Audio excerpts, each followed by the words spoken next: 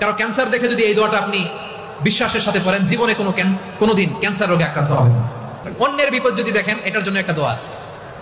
অনেক সময় আমরা দেখি হাসপাতালে ক্যান্সারের থার্ড স্টেজে চলে গেছে, লোকটা হ্যাংলা হয়ে চিকন হয়ে হায়রে কি কষ্ট পায়, দেখি না?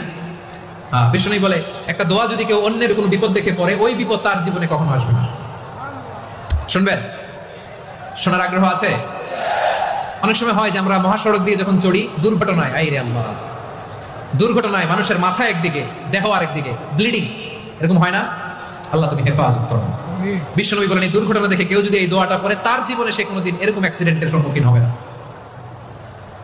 শুনবেন? বিশ্বনবী বলেন অন্যের বিপদ দেখে কেউ যদি পড়ে, আলহামদুলিল্লাহিল্লাযী আফানি মিম্মা বাতালাকা বিহি ওয়া ফাদ্দালানি আলা কাসীরিন মিম্মান খালাকা তাফদীলা, মানে প্রশংসা সেই আল্লাহর যে আল্লাহ তাআলা তোমাকে যেই জিনিস দিয়ে পরীক্ষা করেছে, আমাকে ওইটা থেকে বাঁচিয়ে দিয়েছে।